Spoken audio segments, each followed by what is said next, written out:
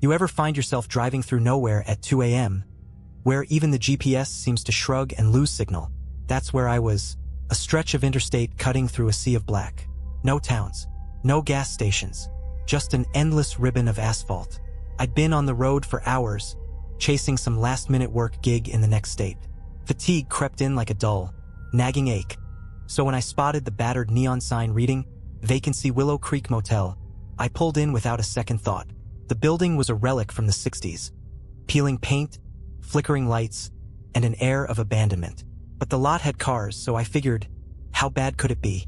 The lobby smelled like mildew and regret. Behind the counter stood a man whose smile didn't quite reach his eyes. "Room for the night?" he rasped. "Yeah, just one," I said, trying to ignore the feeling that I'd walked into a trap. He slid a rusty key across the counter. "Room 6. As I left, I caught him staring. Not at me, but past me, like something over my shoulder had caught his attention. When I turned, there was nothing there. The room was basic. Queen bed, buzzing TV, and a bathroom that had seen better decades. Exhaustion beat paranoia, and I collapsed onto the creaky mattress. Sleep didn't come easy, though. The walls were paper-thin, and from the room next door came the muffled sound of humming. A woman's voice, soft and slow, rising and falling in a tune that felt ancient, haunting. I told myself it was nothing, just another late-night traveler keeping herself entertained. But then came the whispering. It wasn't in English, hell, I'm not even sure it was a language. Low, guttural murmurs that seemed to seep through the walls, circling the room like a predator. My skin prickled, every nerve screaming that I wasn't alone. When I finally mustered the courage to move, I grabbed my phone to call the front desk. No signal, of course. A heavy knock shattered the silence. "Who's there?" I croaked, my voice barely above a whisper. No answer.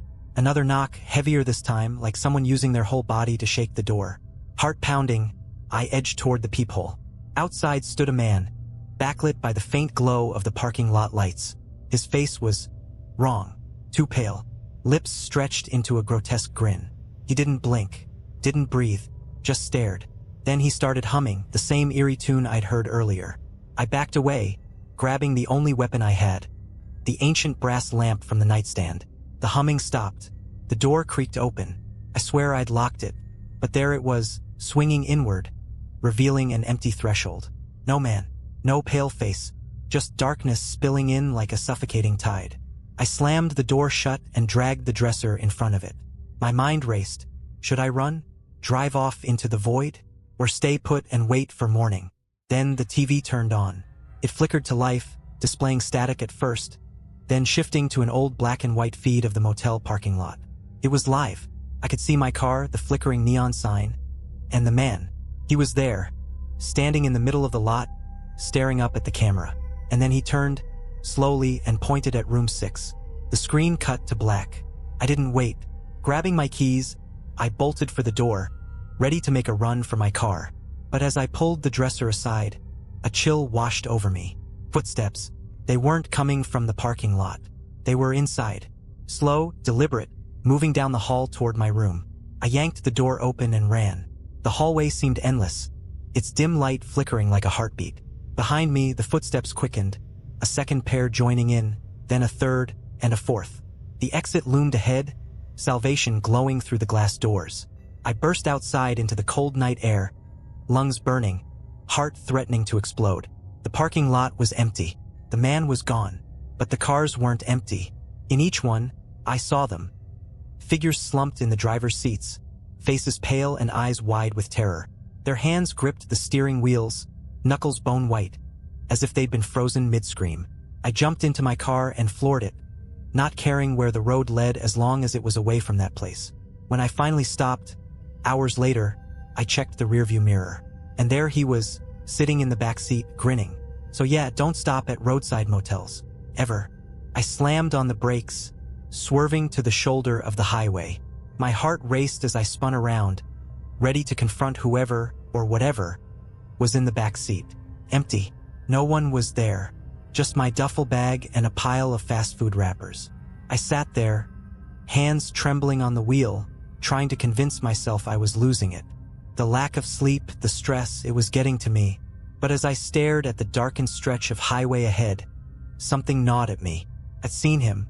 I hadn't imagined that grin, that pale face, those dead eyes boring into me from the rearview mirror. The car felt suffocating, like the air itself was charged with some invisible static. I needed to move, fast. I drove for what felt like hours, though the clock insisted it was only minutes. The highway stretched endlessly, flanked by dense forests that swallowed the headlights. No exits, no signs of life. Just when I thought I might be trapped in some looping nightmare, I saw it.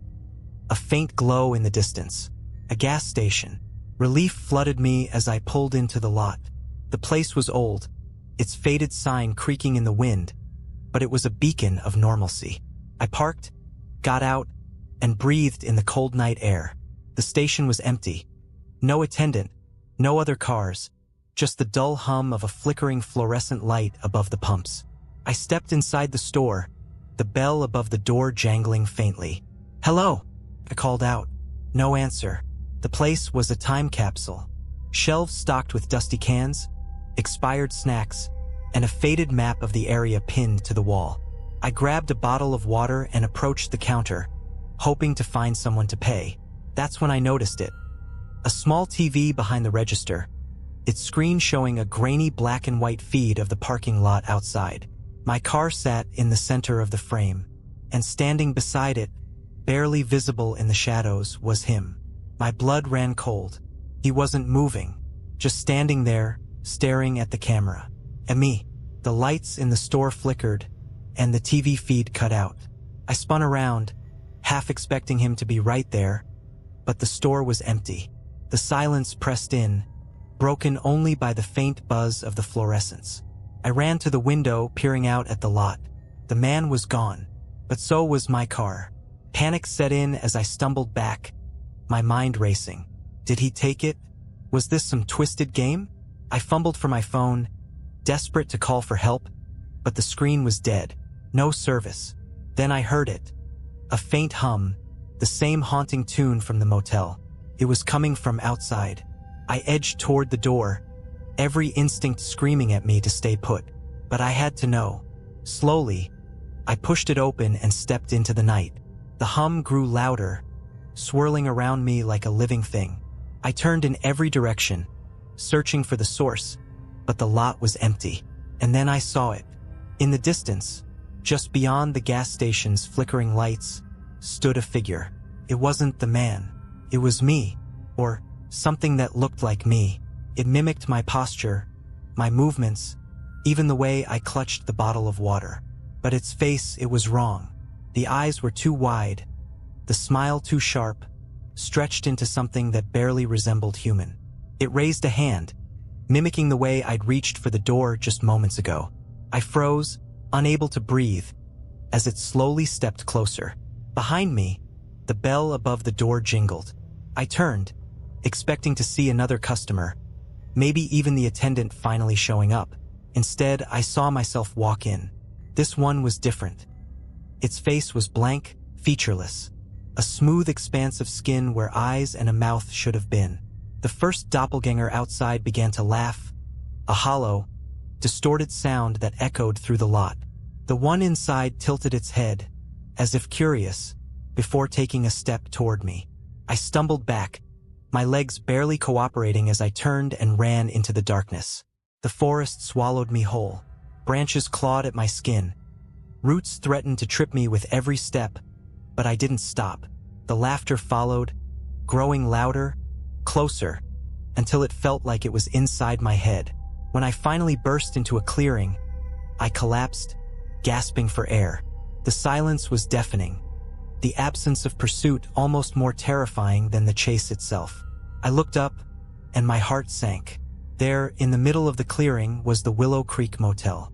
The neon sign buzzed faintly, casting an eerie glow over the cracked pavement. I'm still here. I don't know how long it's been, hours, days? The clocks don't work, and every attempt to leave brings me back to this cursed place. Room 6 is waiting. The door is open now, its dark interior beckoning. I can hear the humming again, growing louder. It's not coming from the motel anymore. It's coming from me. I don't know how long I sat there, staring at the open door to room 6. Every rational part of me screamed to stay away, but something deeper, something primal, was drawing me in. The humming vibrated in my chest now, a sound that wasn't just audible but alive, threading itself into my bones. I stood up, legs shaking, and stepped toward the room. My body moved on autopilot, my mind screaming at it to stop. As I crossed the threshold, the air grew heavier, thick with an energy that made every breath a struggle. The room looked the same: dingy walls, buzzing TV, threadbare carpet, but something was off. The shadows were too deep, stretching unnaturally toward the corners. The buzzing from the TV wasn't static anymore. It was whispering. The screen showed the parking lot again, but it wasn't empty. Figures shuffled in and out of the frame, their movements jerky and unnatural, like marionettes on tangled strings. I squinted, trying to make sense of the distorted shapes. Then the camera panned, and my stomach dropped. It was me. Not just one of me, there were dozens. Hundreds. They filled the screen, all moving in unison, their faces twisted into grotesque parodies of my own. The whispers grew louder, words I couldn't understand layering over one another in a chaotic symphony. I backed away, only to stumble over something on the floor. A mirror. It was an old, tarnished thing, its frame ornate but warped, like it had been melted and reshaped. I stared at my reflection, and my reflection stared back. Then it blinked. I didn't. Before I could react, it reached out, pressing its hand against the glass. The surface rippled like water, and I felt a cold, wet sensation on my own hand. "Let me in," it said, its voice layered and wrong, like multiple people speaking at once. I scrambled back, my head spinning. The reflection didn't follow. It just stood there, watching, its grin widening until it stretched ear to ear. The room shifted around me, the walls twisting and stretching like a living thing. The door slammed shut, the sound reverberating through the air like a gunshot. And then I wasn't alone. Figures emerged from the walls, their forms hazy and indistinct, like shadows made flesh. They moved closer, circling me, their whispers merging into a deafening roar. I screamed, but the sound was swallowed by the room, disappearing into the void. The shadows lunged, and everything went black. When I woke up, I was outside, lying on the cold asphalt of the motel parking lot. My car was there, engine idling, headlights cutting through the darkness. The motel was gone. In its place was an empty field, overgrown with weeds and littered with debris. I stumbled to my feet, my body aching like I'd been hit by a truck. The humming was gone, replaced by an eerie silence that pressed down on me like a physical weight. I didn't question it. I got in the car and drove, not caring where I was going as long as it was far, far away. It's been weeks now, and I haven't been able to shake what happened. Every time I look in the mirror, I see something off. The reflection doesn't always move the way I do. And at night, when the house is quiet, I hear it. The humming. It's faint, almost imperceptible, but it's there. I don't think I ever left that motel.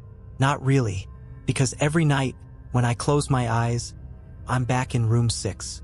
And I don't think I'll ever leave. I've stopped sleeping. Every time I try, I wake up in that room. The details are sharper now, more vivid. The flickering TV, the mirror on the floor, the whispers. They've become clearer, louder.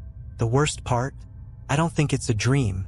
Last night, when I woke up in room 6, there was someone else there.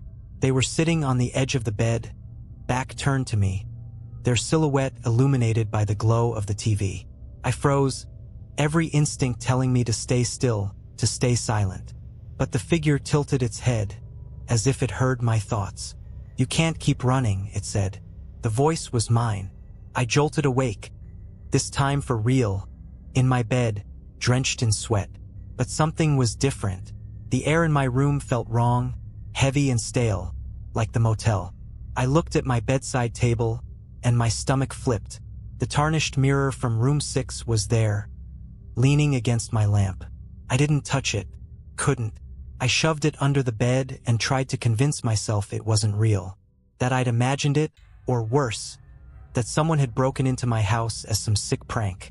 But the scratches on my bedroom floor, the faint humming I could now hear in my walls, none of it felt like a prank.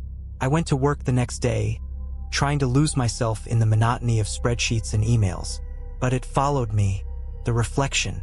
Every time I passed a window, a shiny surface, even a puddle, I'd catch glimpses of it, my reflection, just a second too slow, watching me. By the time I got home, I was shaking. My front door was ajar. I should have called the police, but something inside me already knew it was pointless. The mirror was back on my bedside table, and this time it wasn't empty. The glass shimmered, a swirling, black void that seemed to pulse like a heartbeat. And inside, I saw them. The figures from the motel, their twisted faces pressed against the glass, clawing, desperate.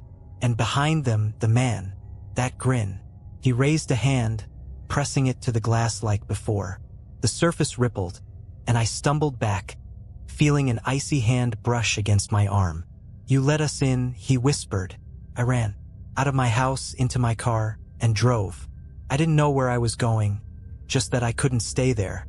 The humming grew louder as I sped down the highway, my headlights slicing through the night. But the road, it wasn't normal. The farther I drove, the darker it became, the asphalt warping, the trees twisting into impossible shapes. I realized too late that the signs were all the same. Willow Creek Motel, 2 miles ahead. I slammed on the brakes, the car screeching to a stop. But when I looked around, the motel wasn't 2 miles away. It was right in front of me. The neon sign buzzed, casting its sickly glow over the parking lot. My car was there again, sitting exactly where I'd left it the first night. Room SIX's door was open. I didn't want to go in, but my feet moved on their own, carrying me toward the room as the humming filled my ears, louder and louder until it drowned out my thoughts. Inside, the mirror was waiting. The figures moved closer, their distorted faces pressing against the glass. The man stepped forward, his grin impossibly wide. "This is where you belong," he said, his voice reverberating through the room. I shook my head, backing away, but my reflection stepped out of the mirror. It was me, but it wasn't. Its movements were stiff, mechanical, its eyes filled with the same void as the man's. It reached for me, its cold fingers closing around my wrist. "Let go!" I screamed, but it pulled me closer, its face inches from mine. "You can't escape," it whispered. "You're one of us now." The last thing I remember is the mirror shattering, the sound echoing through my skull as I fell into darkness. When I woke up, I was in my car, parked in front of my house. The mirror was gone, and the motel, it's like it never existed. But every now and then, I catch a glimpse of it in the distance, on lonely highways, in the reflection of a shop window. And sometimes late at night when I look in the mirror, my reflection doesn't blink. If you ever see the Willow Creek Motel, do yourself a favor. Keep driving. Don't stop, because if you do, you won't ever really leave. I've tried everything to move on. Therapy, leaving town, even burning my own reflection, breaking every mirror in my house like a lunatic. But none of it works. The motel still finds me. I changed jobs, cut off friends, stopped driving altogether. But it doesn't matter. It's in the places where no one's watching. Dark alleys, quiet moments, the seconds before sleep when you're at your most vulnerable. It's waiting. The other night, I thought I was finally free. I hadn't seen it, heard it, or felt that suffocating weight in weeks. For the first time, I let myself believe it was over. That's when the humming came back. This time, it wasn't faint. It wasn't creeping through walls or whispering from the edges of my mind. It was loud. It started in my living room, a single vibrating note, shaking the air like a pressure wave. Then it spread, filling the house, pressing against my chest like a vice. I grabbed my phone, fumbling to call someone, anyone, but the screen flickered and died in my hands. The lights went out next, and then I heard it. Footsteps, slow, deliberate, impossibly loud against the silence. They started in the hallway, moving toward my bedroom door. I backed away, grabbing the only weapon I could find, a fireplace poker I'd kept since the first night this all began. My hands trembled as the door creaked open. There was no one there, but the humming. It was inside me now, vibrating through my skull, drowning out every rational thought. And when I turned around, I saw it. The mirror was back. It hung on the wall where my TV used to be, its tarnished frame gleaming in the darkness. The glass shimmered, showing not my reflection, but the motel parking lot. Room 6's door stood open, waiting. I don't know why, but I stepped closer. The poker fell from my hands, clattering to the floor as the room seemed to stretch, pulling me toward the mirror. And then I was through. I found myself standing in the parking lot, the night air thick and suffocating. The neon sign buzzed overhead, casting the lot in a sickly glow. This time, there were no other cars, just mine. The humming stopped abruptly, replaced by a deafening silence that pressed against my ears. I turned toward room 6, and there he was, the man. His grin stretched impossibly wide, his pale face glowing faintly in the neon light. "You're late," he said, his voice echoing like 1,000 whispers. Couldn't move, couldn't speak. My body felt rooted to the ground as he stepped closer, his movements fluid and unnatural, like a puppet on invisible strings. "You can't run anymore," he continued, his grin never faltering. "You've seen too much. Now it's your turn." "My turn for what?" I finally managed to choke out. He didn't answer. Instead, he pointed toward the door of room 6. Inside, I saw them, the figures, the twisted versions of myself, standing in a perfect circle around the shattered mirror. And in the center of the mirror, the void pulsed, growing larger, brighter. I tried to run, but my legs wouldn't obey. The ground beneath me felt like quicksand, pulling me toward the door. As I crossed the threshold, the figures turned in unison, their empty eyes locking onto mine. "Welcome home," they said in my voice, their tones hollow and lifeless. The void consumed me. When I woke up, I was in my car again, parked in front of my house. But something's wrong. The reflection in the rearview mirror isn't mine. It's him. He's smiling. And tonight, when I glanced at my bathroom mirror, the glass rippled, and I saw room 6 waiting for me. This time, I don't think I'll be able to leave, because I'm not sure there's anything left of me to leave. If you see the motel, keep driving. And whatever you do, don't look in the mirrors. I don't think I'm writing this for anyone but myself, to remind me of who I was, who I am, before I disappear completely. The changes started slow. First, it was little things. I'd catch myself saying something I didn't mean to say, words spilling out in a voice that didn't quite sound like mine. Or I'd find objects in my house that I didn't recognize. An old pair of boots, a half-empty pack of cigarettes, even though I don't smoke. Then it got worse. Last night, I woke up standing in front of the bathroom mirror. My reflection stared back at me, wide-eyed and panicked, but it wasn't moving. I tried to lift my hand, to touch the glass, but my reflection didn't follow.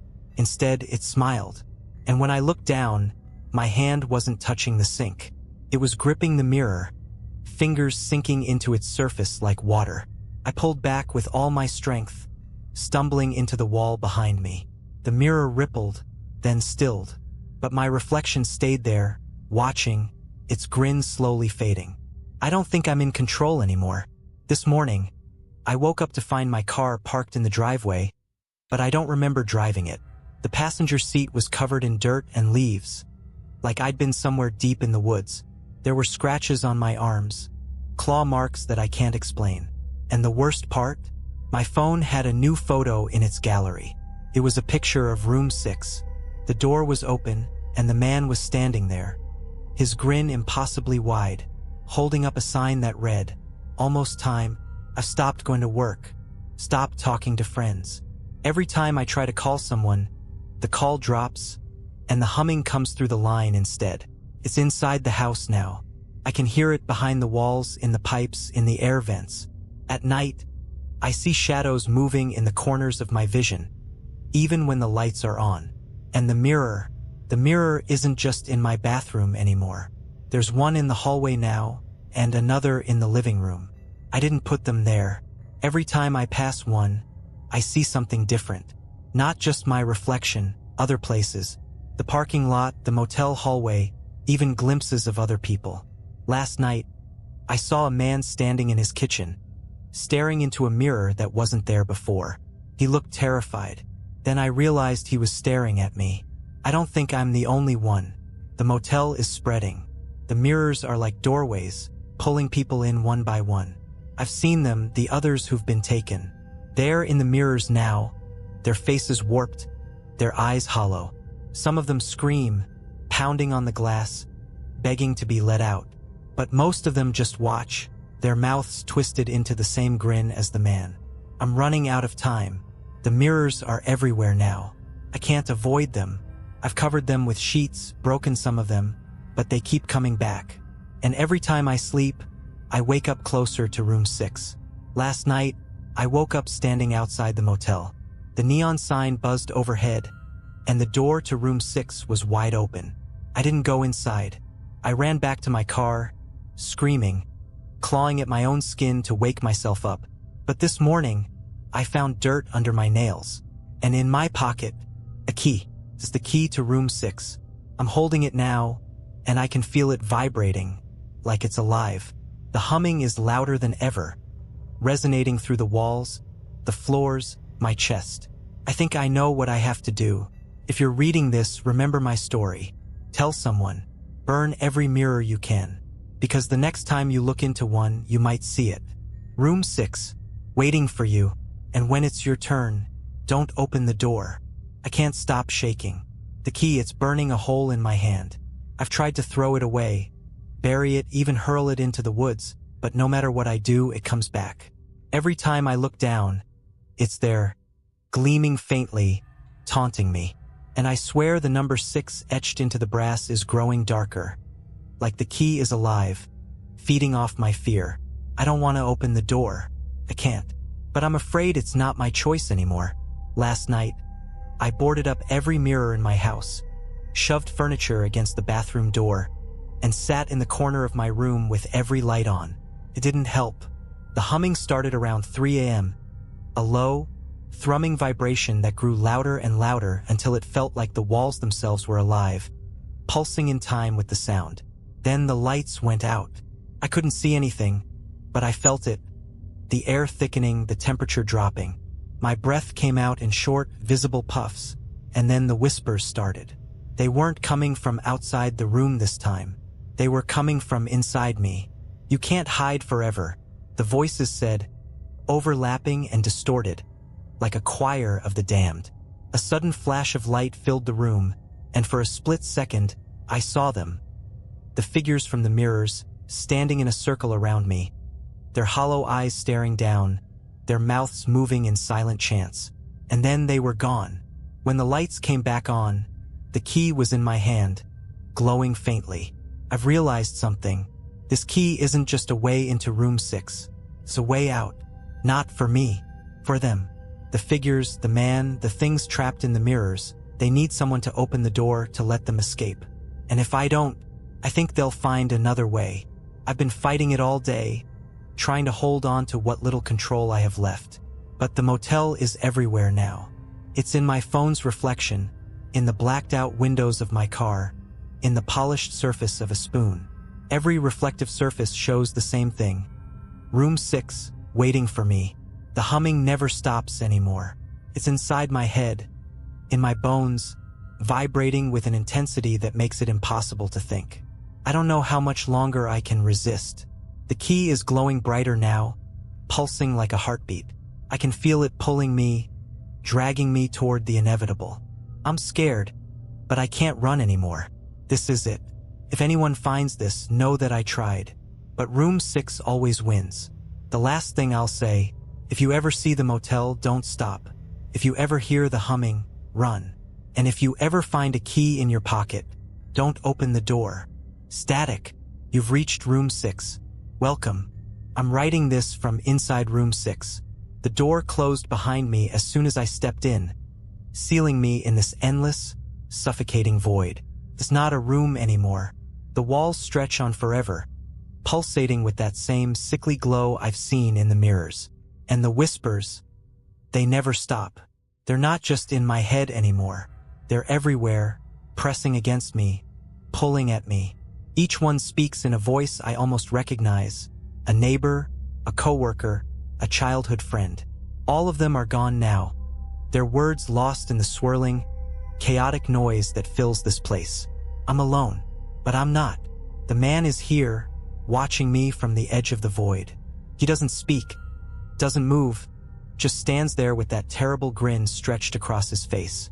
The figures are here too, circling me, their hollow eyes glowing faintly in the dim light. They don't speak either, but their presence is suffocating, their shadows stretching toward me like claws. I've tried to scream, but my voice doesn't work anymore. It doesn't matter. They're not here to hurt me. They're here to replace me. Every now and then, the void shifts, showing me glimpses of the world outside. I've seen my house, my car, even my friends, what's left of them. But the reflections don't match anymore. I saw myself sitting in my living room, drinking coffee, laughing at something on the TV. But it wasn't me. It was him, the man with the grin. He's wearing my face now, walking my life, erasing me piece by piece. I think I understand now. Room 6 isn't a place. It's a doorway, a gateway to something much bigger, much darker than I could have ever imagined. The man, the figures, the whispers, they're not just trapped here. They're part of it, part of whatever this place is. And now, so am I. The whispers are louder now, almost deafening. The figures are closer, their shadows wrapping around me like chains. I can feel myself slipping away, my thoughts unraveling, my memories fading into the void. I don't know how much longer I'll last, but if anyone finds this, please burn every mirror, smash every reflection, and whatever you do, don't open the door. But it wasn't the end. Not for me. When I thought the void would swallow me whole, something shifted. The man stepped forward, his grin wider than ever, his hollow eyes locking onto mine. Behind him, the figures stood still, their shadows pulsing in rhythm with the humming. The air grew heavy, pressing down on my chest until I thought I'd suffocate. Then he spoke. "You're not done yet," he said. His voice layered, distorted, impossibly ancient. "You opened the door. Now you must keep it open." Before I could respond, the ground beneath me cracked, splitting open into a chasm of blinding light. I felt myself falling, tumbling into the abyss, my screams lost in the roar of the void. When I landed, I wasn't in the motel anymore. I was back in my car. The engine was running, the headlights slicing through the darkness of an empty highway. My hands gripped the steering wheel, trembling as I tried to make sense of what had just happened. But it wasn't over. The radio crackled to life, the static warping into that familiar, haunting hum. And then, faintly, I heard his voice. "You're part of the story now. Pass it on." I don't know how long I drove or where I was going. The highway stretched endlessly, the night pressing in from all sides. But the signs were everywhere. Reflections in puddles that showed room 6 instead of the sky. Broken mirrors littering the roadside, their shards glinting like malevolent eyes. And then there were the others. I passed them on the road, cars with headlights that flickered erratically, drivers staring straight ahead with vacant, hollow eyes. I knew they'd been to the motel too, and now, like me, they were running. But running doesn't matter. The motel finds you no matter where you go. It's not just a place. It's a parasite, feeding on fear, on despair. And now I'm part of it. If you're reading this, you've already heard the humming. Maybe you caught it in the static of your TV, or in the faint buzz of a fluorescent light. Maybe you've seen the signs, the reflections that don't quite match, the figures at the edge of your vision.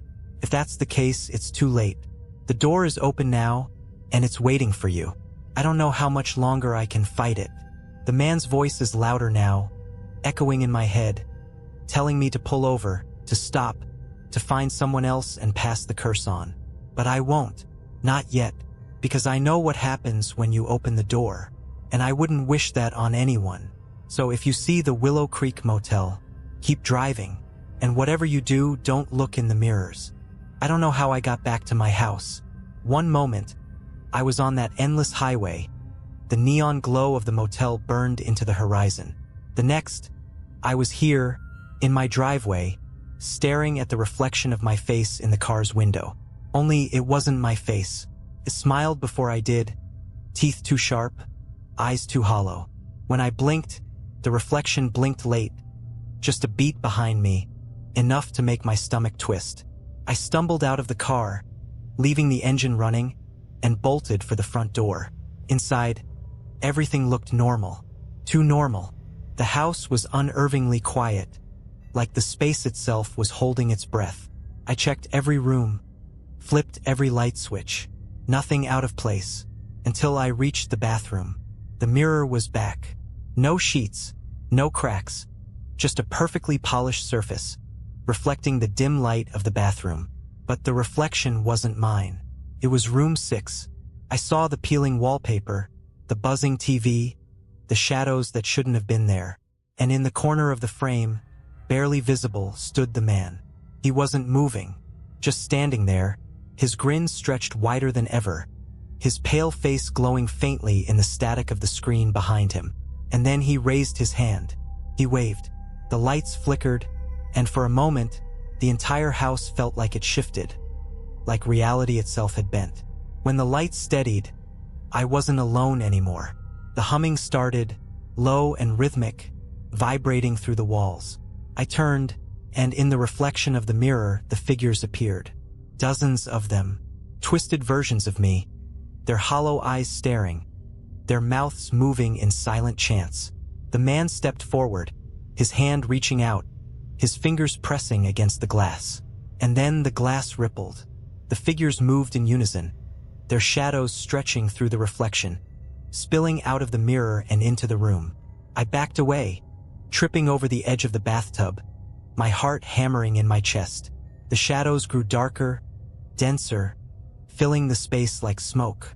The man's voice echoed through the air, layered and distorted. "You can't run," he said. "The door is open. It's always open."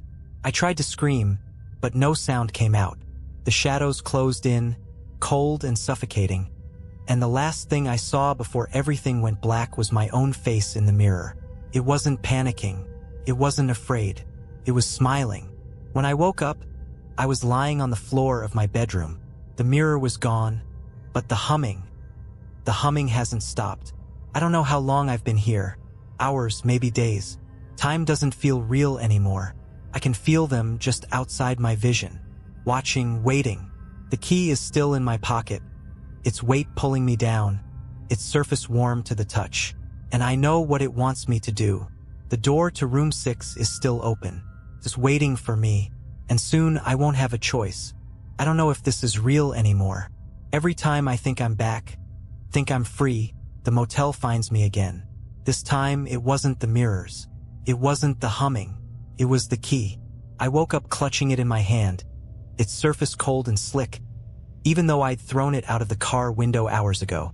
The number 6 was glowing faintly, pulsing like a heartbeat. And I could hear it now, not just in my head, but outside, in the real world.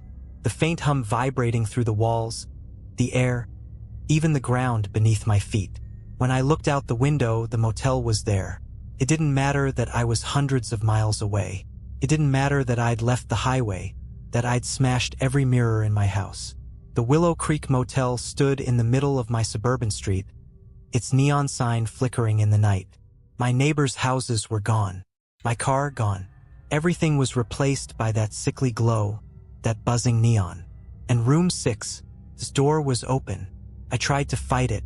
I grabbed my phone, dialing the police, but the call wouldn't go through. The screen flickered, and for a brief moment, I saw the man grinning at me through the camera.